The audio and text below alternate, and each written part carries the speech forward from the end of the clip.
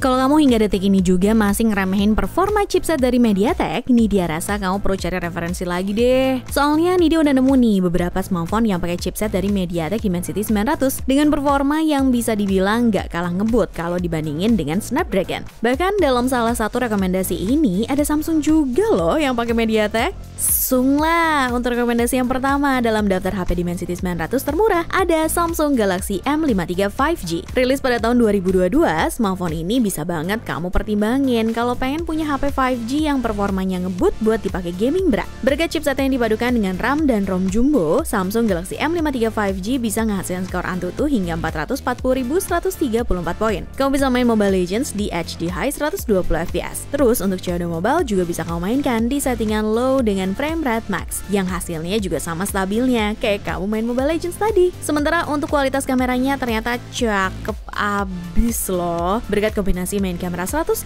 megapiksel dan kamera selfie 32 megapiksel. Kamu bisa kepoin spesifikasi dan harga terupdate dari Samsung Galaxy M53 5G di scene berikut.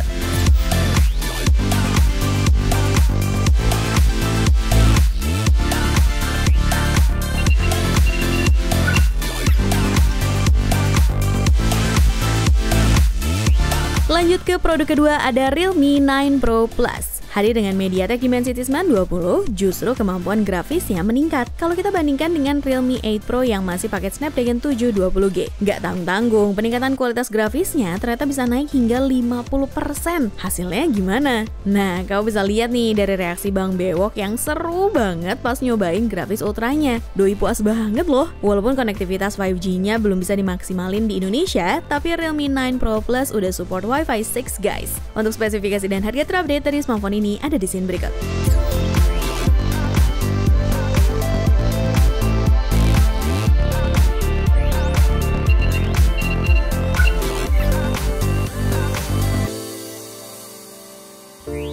Masuk ke rekomendasi selanjutnya untuk HP Dimensity 900 termurah, ada Vivo V23 5G. Smartphone ini punya desain yang unik, layarnya pun udah didukung dengan pemutaran video berformat HDR10+, layaknya bioskop. Menariknya lagi, layar Vivo V23 5G juga udah diproteksi oleh kaca Scott Sensation Up yang bisa tahan dari goresan. Udah desain oke, layar kece, nggak kalah juga dong dengan performanya. Vivo V23 5G ini udah ditenagi dengan MediaTek Dimensity 920 yang disupport juga memori 8/128GB. Kamu bisa main Mobile Legends di settingan ultra high frame rate 60 fps. Terus buat PUBG Mobile bisa main di settingan smooth extreme. Lalu buat main Genshin Impact di grafik medium dengan mode balance 30-50 fps. Kalian bisa mainin game-game tersebut dengan lancar dan juga stabil. Sama nih guys, kayak Realme 9 Pro Plus, Vivo V23 5G juga udah support Wi-Fi 6 sehingga punya latensi 75% lebih rendah. Koneksi internet pun jadi makin jaya. Kamu bisa cek spesifikasi dan harga terupdate-nya di scene berikut.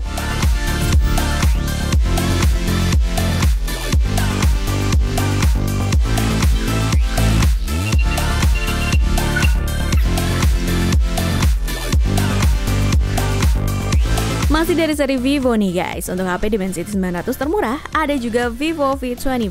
Selain hadir dengan chipsetnya yang ngebut, Vivo V25 juga dilengkapi dengan layar AMOLED 90Hz yang membuat pergerakan animasi di layarnya jadi lebih halus dan cukup lancar untuk scrolling banyak aplikasi bahkan game sekalipun. Udah gitu ya Praisungania, koneksi di smartphone ini udah dual 5G. Kamu nggak usah repot buat gonta-ganti kartu SIM lagi. Berkat chipsetnya juga nih guys, Vivo 25 jadi punya efisiensi daya yang hemat banget. Soalnya doi punya proses fabrikasi 6 nanometer. Walaupun kita belum bisa maksimalin konektivitas 5G-nya, tapi berkat kombinasi memori 8/256GB, kamu bisa main PUBG M di settingan smooth extreme dengan lancar. Terus buat main Genshin Impact pun bisa loh di settingan low 60 fps dengan cukup stabil. Tapi guys, kalau kita bandingin langsung sama si kakak Vivo V23 5G, smartphone ini justru sedikit mundur di mesinnya. Kira-kira kenapa ya Praisungania? Coba tulis pendapatmu di kolom komentar dong. Untuk spesifikasi dan harga terupdate-nya ada di scene berikut.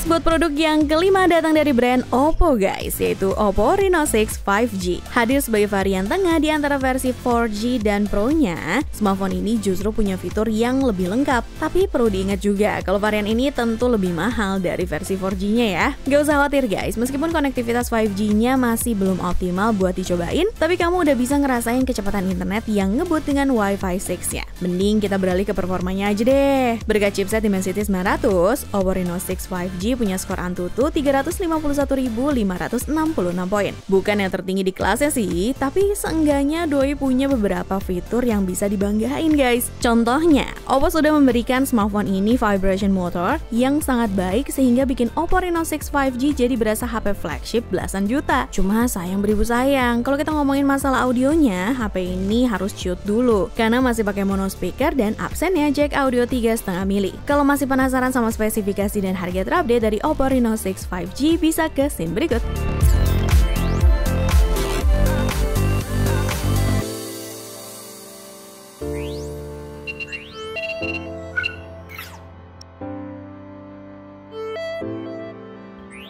Rekomendasi selanjutnya untuk HP Dimensity 900 termurah, nih dia mau kasih Oppo Reno 7 5G. Kalau kita ngebandingin spesifikasi di atas kertasnya dengan Oppo Reno 6 5G, perbedaannya HP ini unggul sedikit di bagian baterainya. Kalau di Oppo Reno 6 5G hanya disematkan kapasitas baterai 4300 mAh, Oppo Reno 7 5G punya kapasitas baterai 4500 mAh. Untuk support fast chargingnya sendiri masih sama, yaitu 65 watt super full. Untuk urusan performanya, Oppo Reno 7 5G pas di tes skor Antutunya, doi dapat 442.085 poin. Kalau dibandingin dengan Oppo Reno 6 5G, ini cukup lumayan sih gap skornya. Kita beralih lagi deh ke kameranya aja. Oppo Reno 7 5G masih pakai konfigurasi kamera yang sama dengan kakaknya, yaitu main kamera 64 megapiksel ditemenin juga dengan kamera selfie 32 megapiksel. Dilihat dari hasilnya sih, sebenarnya mereka berdua ini punya kualitas kamera yang tipis banget bedanya. Tapi kalau kamu lebih jeli lagi, Oppo Reno 7 5G punya looks yang lebih natural. Untuk spesifikasi dan harga terupdate dari Oppo Reno 7 5G ada di scene berikut.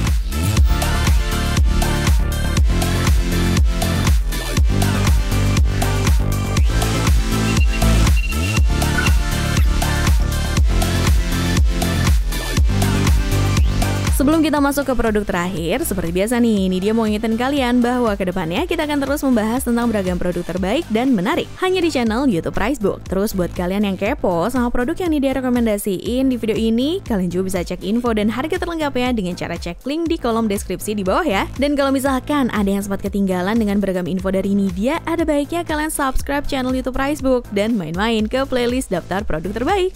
Jadi yang paling termurah untuk rekomendasi HP Dimensity 900 nih, dia mau rekomendasiin Infinix Zero 5G. Sebelum masuk ke performa game, nih dia mau ngasih tahu dulu kalau Infinix Zero 5G menggunakan chipset MediaTek Dimensity 900 dengan fabrikasi 6 nanometer dan dikombinasikan dengan satu varian RAM aja, yaitu 8GB yang ditemani dengan internal storage 128GB. Sebagai pendukung pengalaman gaming dari sektor visual, HP ini memiliki layar 6,78 inci dengan resolusi FHD+, yang refresh rate-nya 120Hz. Kita masuk ke pembahasan gamingnya. Saat digunakan pertama kali untuk bermain Apex Legends, ternyata HP ini mampu bermain di settingan balance dan frame rate balance. Kalau di custom, pengaturan grafis di HP ini pada saat bermain Apex Legends mampu membuka Ultra HD dengan frame rate high. Lalu ketika digunakan untuk bermain Genshin Impact, settingan default untuk grafisnya terbuka di low 30fps. Ketika di custom, Infinix Zero 5G mampu membuka settingan highest 60fps yang hasilnya rada patah-patah. Hal ini akibat dari suhunya yang meningkat ya Pricebook Mania. Kalian bisa mengatasinya dengan bermain di tempat yang lebih dingin atau menggunakan fan. Untuk spesifikasi dan harga terupdate dari Infinix Zero 5G ada di scene berikut. Sekalian nih izin pamit nih guys. Coba lah.